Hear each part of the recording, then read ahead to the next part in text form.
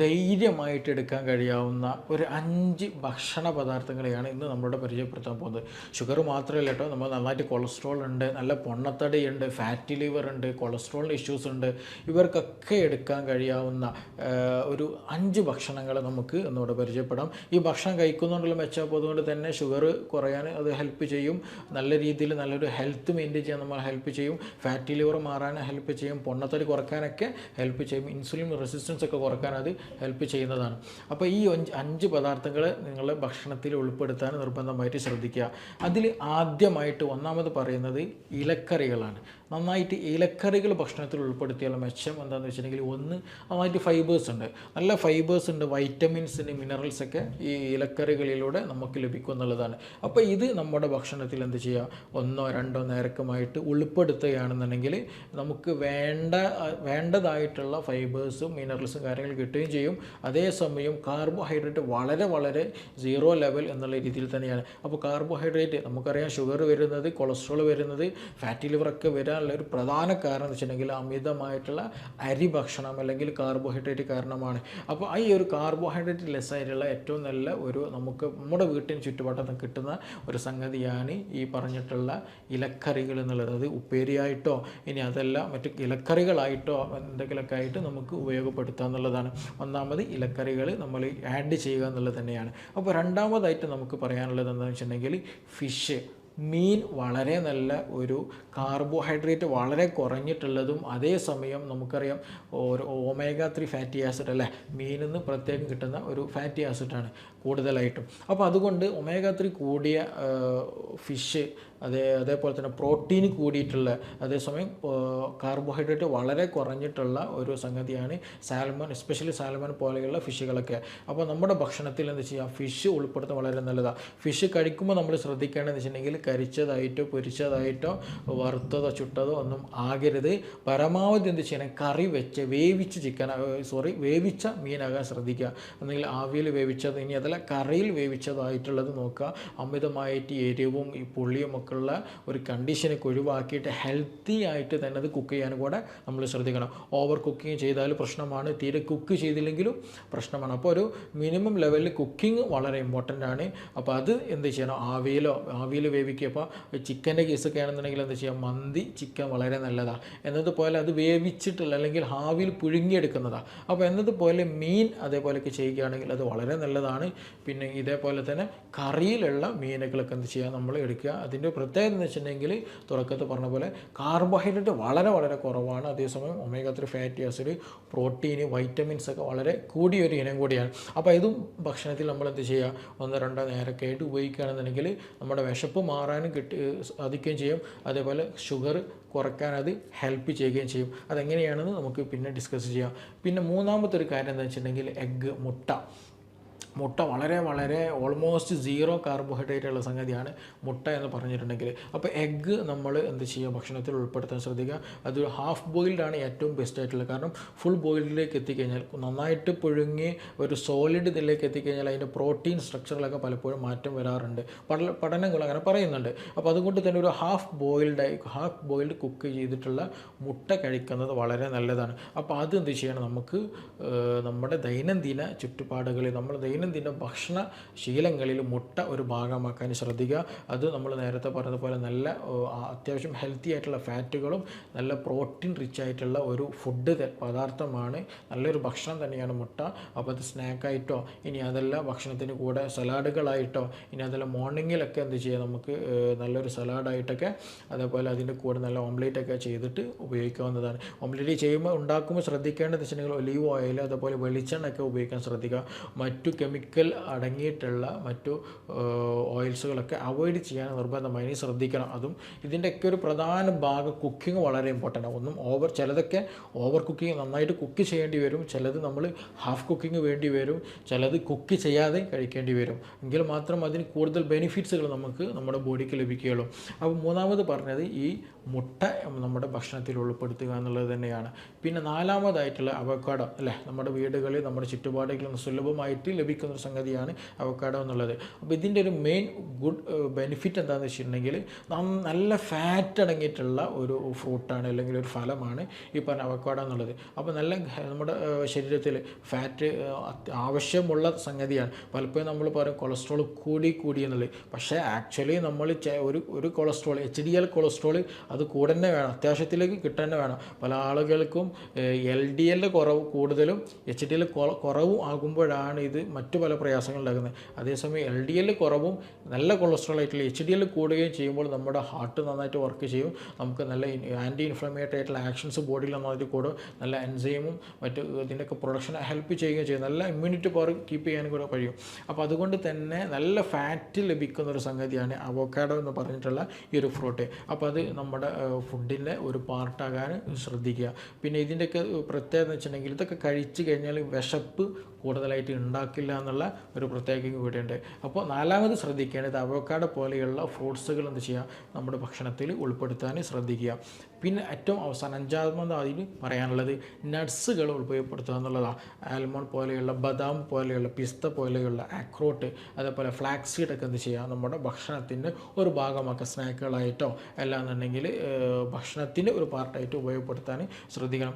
ഇതിൻ്റെ ബെനിഫിറ്റും ഞാൻ മുമ്പ് പറഞ്ഞതുപോലെ നല്ല ഫാറ്റുള്ള, നമ്മൾ നല്ല കൊളസ്ട്രോൾ ഉള്ള ഒരു സംഗതിയാണ് ഈ ഡ്രൈ ഫ്രൂട്ട്സുകൾ എന്ന് പറഞ്ഞിട്ടുണ്ടെങ്കിൽ. അതേസമയം ലോ കാർബാണ്, 0 ഡിഗ്രിയിലേക്ക് പോകുന്ന, 0 ലെവലിലേക്ക് പോകുന്ന മിനിമം ക്വാണ്ടിറ്റി കാർബോഹൈഡ്രേറ്റ് മാത്രമാണ് ഈ ഡ്രൈ ഫ്രൂട്ട്സിലുള്ളത്. ഈ ഒരു 5 ഭക്ഷണ പദാർത്ഥങ്ങൾ നമ്മുടെ ലൈഫിൽ നല്ല രീതിയിൽ ഒരു നിശ്ചിത എമൗണ്ട് കീപ്പ് ചെയ്ത് നമ്മൾ കഴിക്കുകയാണെന്നുണ്ടെങ്കിൽ ഒരുപാട് ബെനിഫിറ്റുകളുണ്ട്. ഇത് എസ്പെഷ്യലി എല്ലാ ആളുകൾക്കും എടുക്കാൻ പറ്റാവുന്ന ഒരു സംഗതി കൂടെയാണ്. ഇതിൽ നമുക്ക് മിക്ക ആളുകൾക്കും ഡിസ്ലൈക്ക് താല്പര്യമില്ലാത്ത കേസുകളൊന്നും ഇല്ല. നമ്മുടെ പൊതുവെ എല്ലാവരും കഴിക്കുന്ന ഭക്ഷണങ്ങൾ കൂടെ തന്നെയാണ്. അപ്പോൾ പക്ഷേ ഇതെന്ത് ചെയ്യണം, നമ്മളെ ചോറൊക്കെ ഒന്ന് മാറ്റി, അരിഭക്ഷണങ്ങളൊക്കെ ഒന്ന് മാറ്റി വെച്ചിട്ട് ഇങ്ങനെയുള്ള 0 കാർബിലേക്ക് നീക്കുന്ന, അല്ലെങ്കിൽ പ്രോട്ടീൻ, വൈറ്റമിൻസ്, മിനറൽസ്, നല്ല ഫാറ്റൊക്കെ കൂടിയിട്ടുള്ള ഭക്ഷണങ്ങളടങ്ങിയ സാധനങ്ങൾ എന്ത് ചെയ്യണം, ഭക്ഷണത്തിൽ ഉൾപ്പെടുത്തുക. കാർബോഹൈഡ്രേറ്റ്, മധുരം കാര്യങ്ങളൊക്കെ എന്ത് ചെയ്യാം, ഒഴിവാക്കാൻ നമ്മൾ ശ്രദ്ധിക്കണം. ഇനി ഇത് ഡയബറ്റിക് ഉള്ള ആളുകൾ എടുത്താൽ എന്താ ഗുണം എന്നുള്ള ഒരു സംശയം ചിലപ്പോൾ ഉണ്ടായിരിക്കും. അപ്പോൾ അവരോട് പറയാനുള്ളത്, ഈ ഡയബറ്റിക് കേസിൽ നമ്മൾ എടുത്ത് കഴിഞ്ഞാൽ നമുക്കറിയാം ഡയബറ്റിക് വരാനുള്ള ഒരു പ്രധാന കാരണം എന്താണെന്ന് ചോദിച്ചിട്ടുണ്ടെങ്കിൽ അമിതമായിട്ടുള്ള കാർബോഹൈഡ്രേറ്റാണ്. നമ്മൾ രാവിലെ കഴിക്കുന്ന അരിഭക്ഷണം, ദോശ, അതേപോലെ തന്നെ ഇഡ്ഡലി, പുട്ട്, ഇതെല്ലാം അരിഭക്ഷണങ്ങളാണ്. ഉച്ചയ്ക്ക് ചോറ് കഴിക്കുന്നുണ്ട്, അതും അരിഭക്ഷണങ്ങളാണ്. ആക്ച്വലി നമ്മൾ രാത്രി ചില ആളുകൾ അരിഭക്ഷണം കഴിക്കുന്നത്, ചിലർ ചപ്പാത്തി കഴിക്കുന്നുണ്ട്. ഇതിൻ്റെയൊക്കെ റിസൾട്ട് വരുന്നത് എന്ത് തന്നെയാണ്, ഗ്ലൂക്കോസിൻ്റെ പ്രൊഡക്ഷൻ തന്നെയാണ്. ഈ ചപ്പാത്തി ആയാലും ഈ അരിഭക്ഷണമായാലും പുട്ടായാലും എന്തായാലും വരുന്നത്. അപ്പോൾ നമ്മുടെ ശരീരത്തെ സംബന്ധിച്ചിടത്തോളം ഇതെല്ലാം ഒരു പ്രൊഡക്റ്റാണ്. എല്ലാം ഒരു പ്രൊഡക്റ്റാണ്. നമ്മുടെ കണ്ണിന്, നമ്മുടെ രുചിക്ക് മാത്രമേ മാറ്റമുള്ളൂ. പക്ഷെ വയറ്റിലേക്ക് എത്തിയാൽ ബോഡിയെ സംബന്ധിച്ച് നോക്കുകയാണെന്നുണ്ടെങ്കിൽ ഇതെല്ലതും ആൾമോസ്റ്റ് എല്ലതും സെയിം പ്രൊഡക്റ്റ് തന്നെയാണ്. വലിയ മാറ്റങ്ങളൊന്നുമില്ല.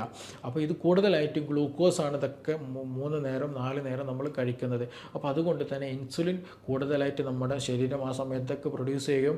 അവസാനം ഇൻസുലിൻ റെസിസ്റ്റൻസി എന്നുള്ള കണ്ടീഷനിലേക്ക് എത്തുമ്പോൾ ഈ പറഞ്ഞുള്ള PCOD പ്രശ്നങ്ങൾ വരും, ഈ പറഞ്ഞിട്ടുള്ള ഡയബറ്റിക് ഇഷ്യൂസ് വരും, പൊണ്ണത്തടി വരും, കൊളസ്ട്രോൾ ഇഷ്യൂസ് വരും, ഫാറ്റി ലിവർ ഇഷ്യൂസ് വരും, കോൺസ്റ്റിപ്പേഷൻ വരും, ഇങ്ങനെയുള്ള പല പ്രയാസങ്ങളുണ്ടാകും. അപ്പോൾ നമ്മൾ 3 നേരം ഈ കാർബോഹൈഡ്രേറ്റ്, അല്ലെങ്കിൽ 4 നേരം കാർബോഹൈഡ്രേറ്റ് എടുക്കുന്നുണ്ട് എന്നതാണ് ഇതിന് വരാനുള്ളൊരു പ്രധാന ബേസിക് റീസൺ എന്ന് പറഞ്ഞിട്ടുണ്ടെങ്കിൽ.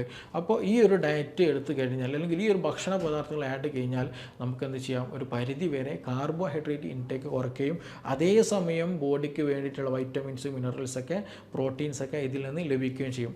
അതാണ് ഒന്നാമതായിട്ടുള്ളൊരു കാരണം. രണ്ടാമതൊരു കാരണം എന്താണെന്ന് വെച്ചിട്ടുണ്ടെങ്കിൽ, ഈ ഭക്ഷണങ്ങൾക്ക് കഴിച്ചു കഴിഞ്ഞാൽ വിശപ്പ് കൂടുതൽ ഉണ്ടാക്കില്ല. ഇത് കഴിച്ച് കഴിഞ്ഞാൽ ഇതിൽ നല്ല ഫൈബേഴ്സ് ഉണ്ട്. എസ്പെഷ്യലി അവോക്കാഡോയിലും അതേപോലെ തന്നെ നമ്മുടെ നട്ട്സിലൊക്കെ നല്ല ഗുഡ് ഫൈബേഴ്സ് ഉണ്ട്. അപ്പോൾ ഇതൊക്കെ എടുത്തു കഴിഞ്ഞാൽ ഭക്ഷണം ഒരു നല്ലൊരു എമൗണ്ടിൽ എടുത്ത് കഴിയുകയാണെന്നുണ്ടെങ്കിൽ എന്ത് ചെയ്യും, ഭക്ഷണത്തിന് കൂടുതൽ വിശപ്പുണ്ടാവില്ല, അമിതമായിട്ടുള്ള വിശപ്പുള്ള ഒരു സാഹചര്യം ഒഴിവാക്കും. അപ്പോൾ അങ്ങനെ ആകുമ്പോൾ സമയത്ത് എന്താണ്, കൂടുതലായിട്ട് നമ്മൾ ഭക്ഷണം കഴിക്കില്ല, കൂടുതൽ കാർബോഹൈഡ്രേറ്റ് ഇൻടേക്ക് ചെയ്യുകയും ചെയ്യില്ല. അപ്പോൾ ഒരു പരിധി വരെ ഭക്ഷണം അമിതമായിട്ട് എടുക്കുന്ന ഒരു സാഹചര്യം ഉണ്ടാക്കാൻ, അല്ലെങ്കിൽ അങ്ങനെ ഒരു സാഹചര്യം ഉണ്ടാക്കുന്നതിന് തൊട്ട് തടയുകയും ചെയ്യും എന്നുള്ളതാണ് ഇതിൻ്റെ മറ്റൊരു ഗുണം എന്ന് പറഞ്ഞിട്ടുണ്ടെങ്കിൽ.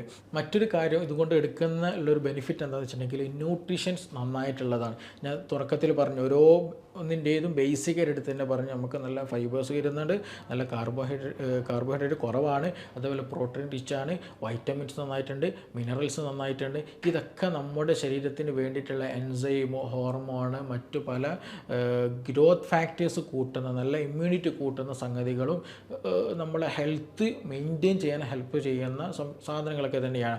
അപ്പോൾ നല്ല ന്യൂട്രീഷൻസ് റിച്ച് ആയതുകൊണ്ട് തന്നെ നമ്മുടെ ബോഡിയെ സംബന്ധിച്ചിടത്തോളം ബോഡിക്ക് വേണ്ട എല്ലാ എലമെൻറ്റ്സ് അതിൽ നിന്ന് കിട്ടുകയും ചെയ്യും, ആവശ്യമില്ലാത്തത് അതിലുള്ളതാണ്. അപ്പോൾ അതുകൊണ്ട് ഒരു നല്ല ഹെൽത്തി ലൈഫ് സ്റ്റൈൽ കീപ്പ് ചെയ്യാൻ വേണ്ടിയിട്ടുള്ള എല്ലാ ന്യൂട്രീഷൻസും ഈ പറഞ്ഞിട്ടുള്ള ഈ ഒരു ഡയറ്റ് അല്ലെങ്കിൽ ഈ ഒരു 5 പദാർത്ഥങ്ങളിലുണ്ട് എന്നുള്ളതാണ് ഇതിൻ്റെ മറ്റൊരു ബെനിഫിറ്റും. ഇനി ഇത് ഡയബറ്റിക് വരുന്ന കേസുകൾ ആളുകളുടെ അവർ കീപ്പ് ചെയ്യുന്ന സംഗതികൾ ഈ കാര്യങ്ങളൊക്കെ പറഞ്ഞത് ഡയബറ്റിക്കിൻ്റെ കേസിലാണ്. ഇനി പൊണ്ണത്തടി ഉള്ളവർക്ക് നമുക്കറിയാം പൊണ്ണത്തടി വരാനുള്ളൊരു പ്രധാന കാരണം ഡയബറ്റിക്കിൻ്റെ റീസൺ പറഞ്ഞത് പോലെ തന്നെ അമിതമായിട്ടുള്ള കാർബോഹൈഡ്രേറ്റാണ്. ഇപ്പോൾ നിങ്ങളുടെ ഒരു ബോഡി ഇപ്പോൾ നിങ്ങൾ കേൾക്കുകയാണല്ലോ, അപ്പോൾ നിങ്ങളുടെ ഒരു ബോഡി ഫോർ എക്സാമ്പിൾ ഞാനൊരു ഉദാഹരണമായിട്ട് പറയുകയാണ്, ഇന്ന് നിങ്ങളുടെ ഒരു ബോഡി രാവിലെ എഴുന്നേറ്റ് രാത്രി ഉറങ്ങുന്നവരെ ഒരു 24 hour സൈക്കിൾ ഒരു 1000 ഒരു മിനിമം ഒരു ആവറേജ് അളവ് പറയുകയാണ്, ഒരു കണക്ക് മനസ്സിലാകാൻ വേണ്ടി പറയുകയാണ്. നിങ്ങളുടെ ബോഡി ഒരു ദിവസം ഉപയോഗിക്കുന്ന ഒരു 1000 എനർജി ആണെന്ന് കരുതുക. പക്ഷേ നിങ്ങൾ എന്ത് ചെയ്യുന്നുണ്ട്, ഭക്ഷണത്തിലൂടെയൊക്കെ ആയിട്ട് ഒരു 2000 എനർജി അല്ലെങ്കിൽ 2000 എനർജി നിങ്ങൾ ഭാഗത്തേക്ക് കഴിച്ചുകൊണ്ടിരിക്കുന്നുണ്ട്. 1000 ശരീരത്തിന് വേണ്ടത്, പക്ഷേ 2000 എനർജി നിങ്ങൾ കഴിച്ചുകൊണ്ടിരിക്കുന്നുണ്ട് അല്ലേ. അപ്പോൾ എന്താണ്, ശരീരം 1000 ഉപയോഗിച്ച് 1000 ബാക്കി വരും അല്ലേ, സ്വാഭാവികമാണ്. അപ്പോൾ ഈ 1000 ബാക്കി വരുന്ന എനർജി എന്ത് ചെയ്യുമെന്നുള്ള ഒരു ചോദ്യമുണ്ട്. ആ ഒരു ചോദ്യത്തിന് ഉത്തരം എന്താണെന്ന് വെച്ചിട്ടുണ്ടെങ്കിൽ നമ്മുടെ ലിവറാണ് ഓൾമോസ്റ്റ് നമ്മുടെ ശരീരത്തിൽ 80% ഫാറ്റുകൾ ഉണ്ടാക്കുന്നത്, കൊളസ്ട്രോൾ ഉണ്ടാക്കുന്നത്. അല്ലാതെ നമ്മൾ കഴിച്ചിട്ട് ഭക്ഷണം കൊളസ്ട്രോളായിട്ട് കഴിക്കുന്നതല്ല, നമ്മുടെ ലിവർ എന്ത് ചെയ്യുന്നതാണ്, കൊളസ്ട്രോൾ ഉണ്ടാക്കുന്ന ഫാറ്റ് ഉണ്ടാക്കുന്നതാണ്. അപ്പോൾ ചുരുക്കി പറഞ്ഞാൽ നിങ്ങളുടെ ശരീരത്തിന് 1000 വരുന്നുള്ളൂ ഒരു എനർജി ആയിട്ട്, പക്ഷേ നിങ്ങൾ എന്ത് ചെയ്യുന്നുണ്ട്, 2000 എനർജിക്കുള്ള സംഗതി കഴിക്കുന്നുണ്ട്. അപ്പോൾ 1000 എന്താണ്, എക്സ്ട്രാ ആണ്, കൂടുതലാണ്. അപ്പോൾ ഈ 1000 എക്സ്ട്രാ വരുന്ന എനർജി എന്ത് ചെയ്യും, ലിവർ ഫാറ്റായിട്ട് സ്റ്റോർ ചെയ്യും, കൊഴുപ്പായിട്ട് നമ്മുടെ ശരീരത്തിൽ കൂടുതൽ സ്റ്റോർ ചെയ്യും. അപ്പോൾ നമ്മൾ അമിത ഭക്ഷണം കഴിച്ചു കഴിഞ്ഞാൽ ഈ അമിതമായിട്ട് വരുന്നത് എന്തൊക്കെയുണ്ടോ അത് ഓൾമോസ്റ്റ് ഷുഗറാണ്, കാർബോഹൈഡ്രേറ്റ് ആണ്. ഈ കാർബോഹൈഡ്രേറ്റ് ഒക്കെ എന്ത് ചെയ്യും, ലിവർ ഫാറ്റായിട്ട് സ്റ്റോർ ചെയ്യും. അപ്പോഴാണ് നമുക്ക് പൊണ്ണത്തടി അല്ലെങ്കിൽ ഒബേസിറ്റി പോലെയുള്ള പ്രശ്നങ്ങളൊക്കെ ഉണ്ടാക്കുന്നത്. അപ്പോൾ ചുരുക്കി പറഞ്ഞാൽ കൊളസ്ട്രോൾ കൂടാൻ അതേപോലെ പൊണ്ണത്തടി വരാനൊക്കെ ഒരു പ്രധാന കാരണം എന്ന് പറഞ്ഞിട്ടുണ്ടെങ്കിൽ ഹൈ കാർബോഹൈഡ്രേറ്റുകൾ കഴിക്കുന്നതാണ്. നമ്മൾ ഭക്ഷണത്തിൽ രാവിലെ അരിഭക്ഷണം കഴിക്കുന്നുണ്ട്, ഉച്ചക്ക് അരിഭക്ഷണമാണ്, രാത്രി അരിഭക്ഷണമാണ്, അതിനിടയിൽ മധുരമിട്ട ചായ കുടിക്കുന്നു, പായസം കുടിക്കുന്നു, മറ്റു പല പദാർത്ഥങ്ങൾ കഴിക്കുമ്പോൾ അതിൽ 90% ഇന്നെന്താണ്, കാർബോഹൈഡ്രേറ്റുകളാണ്. അത് ചിലപ്പോൾ മധുരമായിട്ടായിരിക്കും കാർബോഹൈഡ്രേറ്റ്, ചിലപ്പോൾ അരിഭക്ഷണമായിട്ടായിരിക്കും കാർബോഹൈഡ്രേറ്റ്, ചിലപ്പോൾ മറ്റു വേറെ എന്തെങ്കിലും ഫ്രൂട്ട്സിലൂടെ ആയിരിക്കും കാർബോഹൈഡ്രേറ്റ്. അപ്പോൾ ഇതൊക്കെ സംഗതി തേനിലും കാർബോഹൈഡ്രേറ്റ് ഉണ്ട്. അതേപോലെ തന്നെയാണ് ഒരുപാട് പദാർത്ഥങ്ങൾ നമ്മൾ കഴിച്ചുകൊണ്ടിരിക്കുന്നതിലൊക്കെ കാർബോഹൈഡ്രേറ്റാണ്. ഇതൊക്കെ നമ്മുടെ രുചിക്കും കണ്ണിനും കാഴ്ചക്കും വ്യത്യാസം ഉണ്ടാകുന്നുള്ളൂ, പക്ഷേ ശരീരത്തെ സംബന്ധിച്ചിടത്തോളം എല്ലാതും കാർബോഹൈഡ്രേറ്റാണ്. അപ്പോൾ അത് വളരെ ഇമ്പോർട്ടൻ്റ് ആയിട്ട് നമ്മൾ പരിഗണിക്കേണ്ട ഒരു സംഗതിയാണ്. അപ്പോൾ പൊണ്ണത്തടി ഉള്ളവർ ഇത് എടുത്തു കഴിഞ്ഞാൽ എന്താണെന്ന് വെച്ചിട്ടുണ്ടെങ്കിൽ അമിതമായിട്ടുള്ള കാർബോഹൈഡ്രേറ്റ് എടുക്കുന്നത് കുറയ്ക്കാൻ കഴിയും, നല്ല ബോഡിക്ക് ആവശ്യമുള്ള നല്ല ഫാറ്റുകളും കാര്യങ്ങളൊക്കെ ലഭിക്കുകയും ചെയ്യുന്നുള്ളതാണ്. പിന്നെ നമ്മൾ മുമ്പ് പറഞ്ഞതുപോലെ അമിതമായിട്ടുള്ള വിശപ്പ് ഉണ്ടാകുന്ന സാഹചര്യം ഉണ്ടാകില്ല. അത് മിതമാക്കാൻ, വിശപ്പൊന്ന് കുറക്കാൻ, ആവശ്യത്തിലേക്ക് എത്തിക്കാൻ എന്ത് ചെയ്യും, ഈ പറഞ്ഞ ഭക്ഷണ പദാർത്ഥങ്ങളൊക്കെ ഹെൽപ്പ് ചെയ്യുന്നുള്ളതാണ്. അപ്പോൾ ഈ കാര്യങ്ങളൊക്കെ നമ്മൾ നിർബന്ധമായിട്ട് ശ്രദ്ധിക്കണം. പിന്നെ അതേപോലെ തന്നെ നമ്മളിത് എടുക്കുന്നത് ഭക്ഷണം കഴിക്കേണ്ടത് സംഗതികളൊക്കെ എന്ന് വെച്ചിട്ടുണ്ടെങ്കിൽ രാത്രി സമയത്ത് കൂടുതലായിട്ട് ഭക്ഷണം കഴിക്കരുത്. പകൽ സമയത്ത് എസ്പെഷ്യലി മോർണിംഗ് സമയത്ത്, ഉച്ച സമയത്ത് അല്ലെങ്കിൽ ഈവനിങ് സമയത്തൊക്കെ സ്നാക്കുകളൊക്കെ ആയിട്ട് എന്ത് ചെയ്യുക, എടുക്കുക. ഈ രാത്രി സമയത്തേക്ക് കൂടുതൽ കാർബോഹൈഡ്രേറ്റ് എടുത്തു കഴിഞ്ഞാൽ നമുക്കറിയാം നമ്മുടെ ബോഡി അല്ലെങ്കിൽ നമ്മുടെ ബോഡി ഒരു വർക്ക്ഷോപ്പിൽ കടത്താണ് അല്ലെങ്കിൽ ഒരു റെസ്റ്റിംഗ് കണ്ടീഷനിലേക്ക് പോകുന്നൊരു സമയമാണ് രാത്രി. അത് നമ്മൾ ഉറങ്ങുന്ന സമയമാണ്, കൂടുതൽ ആക്ടിവിറ്റീസ് ഒന്നും ചെയ്യുന്നില്ലല്ലോ. ഉറങ്ങുന്ന സമയത്ത് ഏറ്റവും മിനിമം ലോ എനർജി മതി ശരിക്കും ആക്ച്വലി. പക്ഷേ നമ്മൾ എന്ത് ചെയ്യും, രാത്രി ഉറങ്ങാൻ പോകുന്ന നേരത്ത് നല്ല ബിരിയാണി അടിക്കും, അല്ലെങ്കിൽ നല്ല മന്തി അടിക്കും, കുഴിമന്തി അടിക്കും, നല്ല വയറ് ഫുള്ളായിട്ട് പോയി കിടക്കും. പക്ഷേ ശരീരത്തെ സംബന്ധിച്ചിടത്തോളം ആ സമയത്ത് എന്തിൻ്റെ ആവശ്യമില്ല, വെരി മിനിമം എനർജി മതി. ഉറങ്ങുന്ന സമയമാണ്, കൈകാലുകൾ അധ്വാനിക്കുന്നില്ല, വേറെ അധ്വാനങ്ങളൊക്കെ വളരെ കുറവാണ്. അപ്പോൾ മിനിമം എനർജി മതി. പക്ഷേ നമ്മൾ എന്ത് ചെയ്യും, ഹൈ എനർജിക്കുള്ള ഫ്യൂവൽ എണ്ണ അടിച്ചിട്ട് എന്ത് ചെയ്യുന്നതാണ്, പോയി കിടന്നുറങ്ങും. അപ്പോൾ അങ്ങനെ ഒരു സാഹചര്യം വന്നു കഴിഞ്ഞാൽ എന്ത് ചെയ്യും? ഈ വരുന്ന എക്സ്ട്രാ ആയിട്ടുള്ള എനർജിയാണ്, എല്ലാ എനർജി എന്ത് ചെയ്യും? ലിവർ ഫാറ്റായിട്ട് സ്റ്റോർ ചെയ്യും. അപ്പോൾ കൊളസ്ട്രോൾ നന്നായിട്ട് കൂടും. അപ്പോൾ അതുകൊണ്ടാണ് പല ആളുകളും ഹാർട്ട് അറ്റാക്ക് രാത്രി വരാനുള്ള ഒരു സാധ്യത ഉള്ളത് ഏറ്റവും കൂടുതലുള്ളത്. പിന്നെ അതേപോലെ പൊണ്ണത്തടിയൊക്കെ അങ്ങനെയുള്ള ആളുകൾക്ക് പെട്ടെന്ന് വരികയും ചെയ്യുന്നുള്ളതാണ്. ഏറ്റവും നല്ല മന്തി പോലെയുള്ള കഴിക്കാൻ ഏറ്റവും നല്ല സമയം അതിരാവിലെ. കാരണം നമ്മളൊരു വർക്കിലേക്ക് കിടക്കുകയാണ്, അല്ലെങ്കിൽ ഒരു പുതിയൊരു ജീവിതം തുടങ്ങുകയാണ് പകൽ. അപ്പോൾ സ്വാഭാവികമായിട്ടും നമ്മൾക്കൊരു വണ്ടി റണ്ണിങ്ങിലേക്ക് എടുക്കുന്ന സമയത്താണ് എണ്ണ അടിക്കൽ അല്ലേ. എന്നതുപോലെ തന്നെ നമ്മൾ രാവിലെ എന്ത് ചെയ്യാണ്? നമ്മൾ വർക്കിന് പോവുകയാണ്, അല്ലെങ്കിൽ ജോലിക്ക് മറ്റെന്തെങ്കിലും വിഷയത്തിലേക്ക് ഇറങ്ങുന്ന സമയത്താണ് കൂടുതൽ നമ്മുടെ ബോഡിക്ക് വേണ്ട വൈറ്റമിൻസ് മിനറൽസൊക്കെ കൂടുതലായിട്ട് വേണ്ടത്. ആ സമയത്താണ് കൂടുതൽ വർക്കൗട്ടും കാര്യങ്ങളൊക്കെ വരുന്നത്. അപ്പോൾ അങ്ങനെ ഭക്ഷണം കഴിക്കുകയാണെന്നുണ്ടെങ്കിൽ ഒരു വൈകുന്നേരം ആകുമ്പോഴേക്കും എന്ത് ചെയ്യും? നമ്മൾ രാവിലെ മന്തി കഴിച്ചിട്ടുണ്ടെങ്കിൽ അത് കംപ്ലീറ്റ് യൂസ് ചെയ്ത് കഴിഞ്ഞിട്ടുണ്ടായിരിക്കും. അതേസമയം രാത്രി കഴിച്ചാൽ എന്ത് ചെയ്യും? രാത്രി സമയത്ത് നമ്മൾ ഉറങ്ങുന്ന സമയമാണ്, ബോഡിക്ക് കാര്യമായിട്ട് എനർജി ഒന്നും ആവശ്യമില്ല. അപ്പോൾ അതുകൊണ്ട് ബോഡി ഇത് കംപ്ലീറ്റ് എന്ത് ചെയ്യും? ഫാറ്റായിട്ട് സ്റ്റോർ ചെയ്യുകയും ചെയ്യും. അപ്പോൾ ചുരുക്കി പറഞ്ഞിട്ടുണ്ടെങ്കിൽ രാത്രി സമയത്തുള്ള അമിത ഭക്ഷണം ശീലം ഒഴിവാക്കണം. ഇപ്പോൾ നമ്മളിതൊക്കെ പറയും, കൊളസ്ട്രോളുള്ള അതേപോലെ ഡയബറ്റിക് കേസുകൾ എന്ത് കഴിക്കണം എന്ത് കഴിക്കരുതെന്നൊക്കെ. ഇപ്പോൾ നമ്മൾ പൊതുവായിട്ടുള്ള കഴിക്കുന്നൊരു ശീലമാണ് ഈ ഫ്രൂട്ട്സുകളൊക്കെ അത് ഭക്ഷണത്തിൽ ഉൾപ്പെടുത്തുക എന്ന് പറഞ്ഞിട്ടുണ്ടെങ്കിൽ. ഫ്രൂട്ട്സിൻ്റെ കാര്യത്തിൽ പറയുകയാണെന്നുണ്ടെങ്കിൽ തന്നെ മാംഗോ അത് പലരും നന്നായിട്ട് കഴിക്കാറുണ്ട്. അതേപോലെ ബനാന പഴം നന്നായിട്ട് കഴിക്കാറുണ്ട്, മുന്തിരി കഴിക്കാറുണ്ട്. ഇതൊക്കെ പല ഫുഡുകൾ നമ്മൾ കഴിക്കാറുണ്ട്. പക്ഷേ ഇതിൽ ഗ്ലൈസീമിക് ഇൻഡെക്സ് എന്നുള്ള ടേം നമ്മൾ പ്രധാനമായിട്ട് ശ്രദ്ധിക്കണം. കാരണം ചില ഫ്രൂട്ട്സുകൾ എടുക്കുമ്പോൾ തന്നെ എന്ത് ചെയ്യും? ഷുഗർ നന്നായിട്ട് സ്പൈക്ക് ചെയ്യും. നമ്മൾ പെട്ടെന്ന് തന്നെ ഷുഗർ കൂട്ടും. എസ്പെഷ്യലി നന്നായി പഴുത്ത മാങ്ങ അതുപോലെ നന്നായി പഴുത്ത പഴം ഒക്കെ ഉണ്ടെന്നുണ്ടെങ്കിൽ എന്ത് ചെയ്യും? നന്നായിട്ട് പെട്ടെന്ന് തന്നെ ബ്ലഡിൽ ഷുഗർ കൂട്ടാൻ അത് സഹായകമാണ്. അപ്പോൾ അത് അങ്ങനെയുള്ള ഫ്രൂട്ട്സുകളൊക്കെ എടുക്കുന്നത് നിർബന്ധമായിട്ട് നമ്മളെന്ത് ചെയ്യണം? നമ്മൾ കാണിക്കുന്ന ഡോക്ടറോടൊക്കെ ചോദിച്ച് മനസ്സിലാക്കിയിട്ട് നമുക്ക് പറ്റിയ സാഹചര്യം ആണ് എന്നുണ്ടെങ്കിൽ മാത്രം അങ്ങനെ എടുക്കാവുള്ളൂ. ഇപ്പോൾ ബെറീസുകളുണ്ട്. ബെറീസൊക്കെ എടുത്ത് നോക്കുകയാണെന്നുണ്ടെങ്കിൽ ഏറ്റവും മിനിമം ലെവൽ ഗ്ലൈസിമി അല്ലെങ്കിൽ നമുക്ക് കഴിക്കാൻ പറ്റാവുന്ന ഒരു ഗ്ലൈസിമിക് ഇൻഡെക്സിൽ വരുന്ന ഒരു ഫ്രൂട്ടായിട്ട് നമുക്ക് പറയാം. ഒരു ആവറേജ് പറയുകയാണെന്നുണ്ടെങ്കിൽ അബൌട്ട് ഒരു 30 to 40 ആണ് അതിൻ്റെ ഒരു ഗ്ലൈസിമിക് ഇൻഡെക്സ് പറയുന്നത്. അപ്പോൾ കൂടുതലായിട്ട് എന്ത് ചെയ്യില്ല? ഈ പറഞ്ഞ പോലെ ഷുഗർ സ്പൈക്ക് ചെയ്തിട്ട് കൂടുകയില്ല. അതേപോലെ തന്നെ ആപ്പിൾ നല്ല ആപ്പിളൊക്കെ ആണെന്നുണ്ടെങ്കിൽ ഒരു മീഡിയം ലെവലിൽ എന്ത് ചെയ്യും? അതൊരു കൂടുതലായിട്ട് ഷുഗർ കൂട്ടുകയില്ല, എന്നാലും ചെറിയ രൂപത്തിലൊക്കെ എന്ത് ചെയ്യാം? നമുക്ക് അതിൻ്റെ മധുരം നോക്കിയിട്ട് എടുക്കുകയാണെന്നുണ്ടെങ്കിൽ കൂടുതലായിട്ട് ഷുഗർ ഒന്നും കൂട്ടാതെ നമുക്ക് കൺസ്യൂം ചെയ്യും. അതേ സമയത്ത് ബനാന നല്ല പഴുത്ത്, ബനാന എന്ന് പറയുമ്പോൾ എല്ലാ പഴവും കഴിക്കരുതെന്നില്ല. അത് ഇറ്റ് ഡിപ്പെൻഡ്സ്. അത് ഏത് കണ്ടീഷനിലാണോ നമ്മൾ കഴിക്കുന്നത് കൂടെ നോക്കണം. ചിലത് നല്ല പഴുത്ത് പോകുമ്പോൾ നല്ല മധുരം ഉണ്ടാവും. പിന്നെ ചിലതൊക്കെ എന്താ വെച്ചിട്ടുണ്ടെങ്കിൽ ഒരു മീഡിയം ലെവലിലാണ്, വലിയ പ്രശ്നമൊന്നും ഉണ്ടാവില്ല. അപ്പോൾ അതും വളരെ ഇമ്പോർട്ടൻ്റ്. അതിൻ്റെ സ്വഭാവം എങ്ങനെയാണോ അതിനനുസരിച്ചിട്ടാണ്. പക്ഷേ ഇതും എന്ത് ചെയ്യണം? മിക്ക ബനാനയും ഒരു പൊതുവായിട്ട് പറയുകയാണെന്നുണ്ടെങ്കിൽ ഷുഗർ കൂട്ടുന്നതാണ്. അപ്പോൾ അത് കൂടുതലായിട്ടൊക്കെ എടുക്കുന്നുണ്ടെങ്കിൽ പരമാവധി ശ്രദ്ധിക്കണം. അതേപോലെ മാംഗോ നിർബന്ധമായിട്ട് ശ്രദ്ധിക്കേണ്ടതാണ്. മിക്ക മാംഗോ നല്ല പഴുത്ത മാങ്ങ കഴിക്കുകയാണെന്നുണ്ടെങ്കിൽ ഷുഗർ നന്നായിട്ട് കൂടും.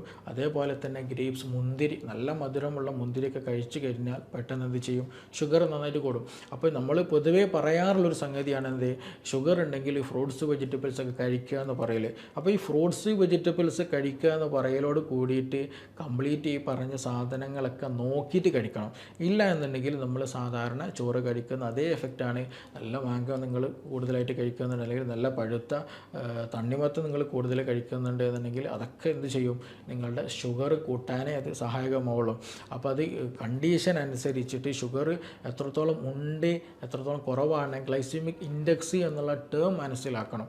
ആ ടേം മനസ്സിലാക്കിയിട്ട് ഓരോ ഫ്രൂട്ട്സിൻ്റെയും ഡിഫറൻസ് മനസ്സിലാക്കിയിട്ട് എന്ത് ചെയ്യണം?